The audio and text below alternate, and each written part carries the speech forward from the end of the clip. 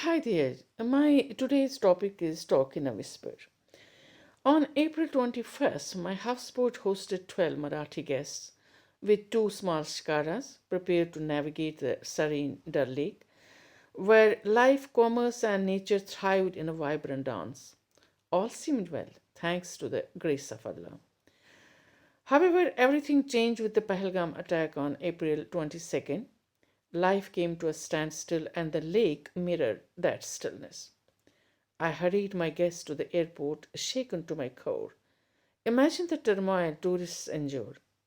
This was an unexpected tragedy occurring just as life in Kashmir began to recover. I find myself without answers. Abdus Sattar, aged 5, wore a somber expression, his silver hair resembling sharp weeds in the Dal Lake.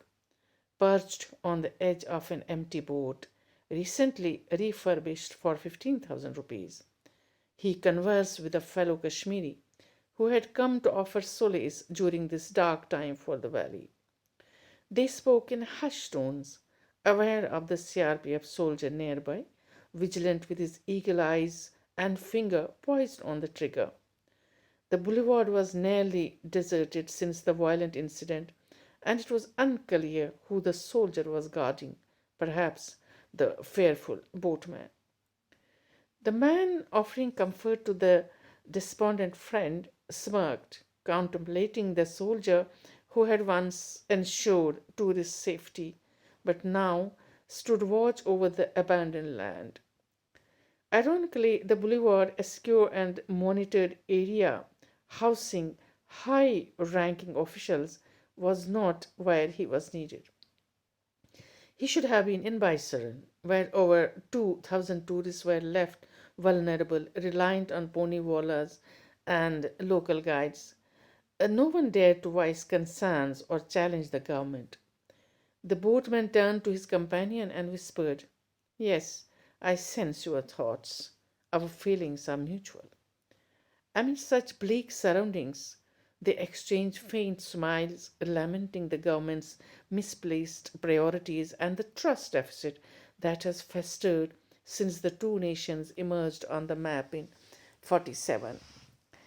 The government has aimed to suppress local voices, leaving no room for expression or dissent.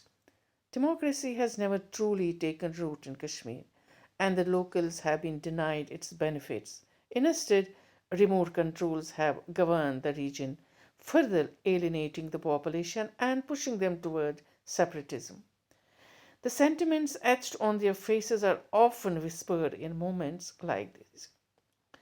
Over the past few decades, Dal Lake has rarely experienced a day devoid of global and national visitors, even amid the violent turmoil of early 90s.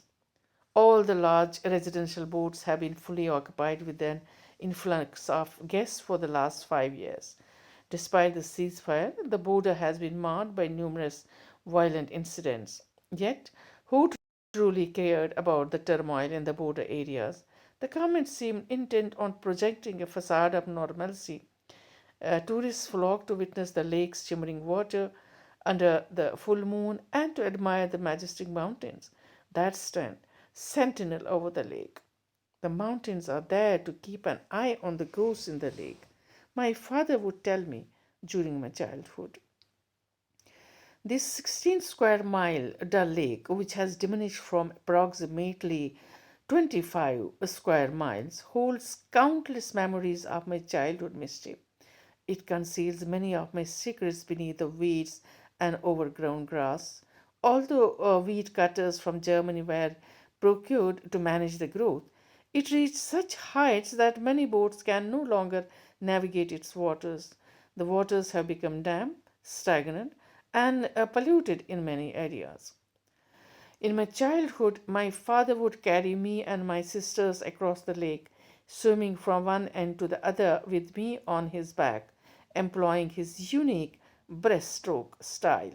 We would all converse with foreign tourists, perch on the top decks of boats, and cheer for my father as he swam close to their vessels, seeking their admiration for his swimming prowess. A few months ago, finding a spot among the sea of tourists was challenging. Every boat was occupied, and I had to wait virtually 3 hours for a ride to Charchinari, a cherished dream of mine from childhood to reach the Grand Chenars there.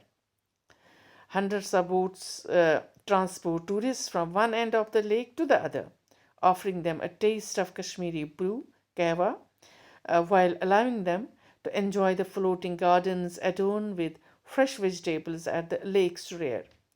If you haven't tasted the cucumber, you are truly unfortunate, the vegetable seller would chuckle at tourists.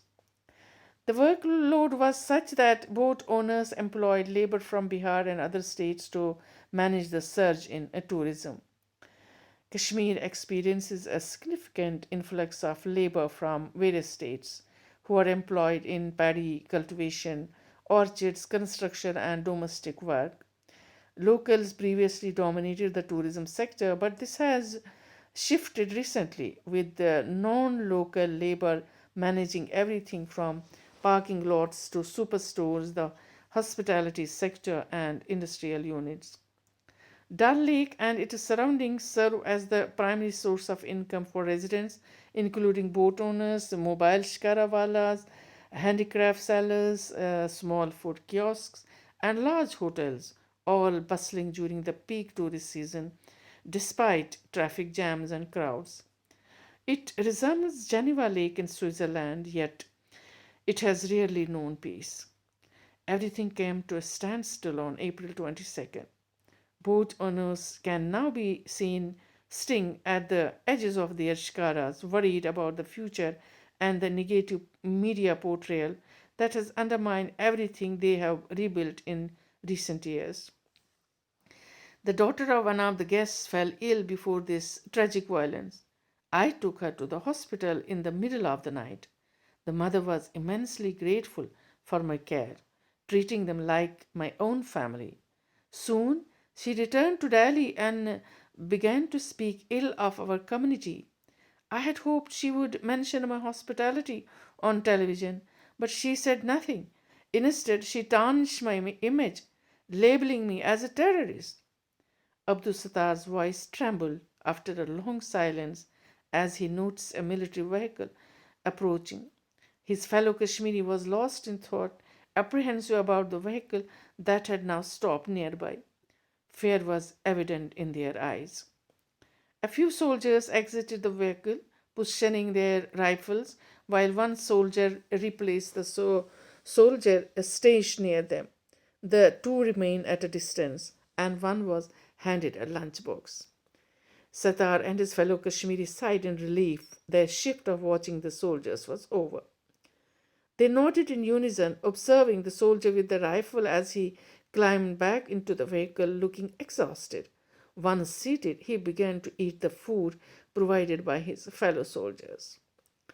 As the vehicle departed, three soldiers remained on the deserted road, watching a few boatwallas on their shikaras. Don't look at them. Their fierce expressions frighten me, the fellow Kashmiri warned Abdul Sattar. He wasn't looking at the soldiers, but rather at a local couple walking nearby. They were stopped and questioned before being allowed to continue.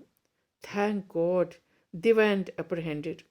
Over 2,500 locals had reportedly been arrested and interrogated following the Pahalgam attack. But where have the militants gone? Sattar's face was long and lined, appearing more intense today. He had no time to ponder his aging. They will never trust us, no matter how much we concede or prove our innocence. They have taken everything from us: land, jobs, citizenship, everything. And now they seek to demonize us to the point of extinction. How can we fight back? They control the media, the institutions, and the judiciary. What do we have? He let out a heavy sigh. Allah, we have the Almighty and His blessings. Do not lose heart or faith. We have endured this since the partition. We will overcome this as well, inshallah. The fellow Kashmiri placed his hand on Sattar's shoulder. Those in our neighborhood, referring to Pakistan, have deceived us, using us as cannon fodder, changing stances like changing shirts. They too desired land without us. His eyes grew moist, and he wiped them with the sleeves of his feron. The silence had become more piercing and dreadful than during the early 90s, a time when Kashmir experienced bloodshed every moment of the day. Suddenly, the weather shifted, mirroring the people's mood. The heavy winds instilled panic among the Shkarawalas, prompting them to reinforce their docking. It was a peculiar scene, with rain and sunshine occurring simultaneously. This is how Kashmir has endured throughout the years. Thanks for listening to me.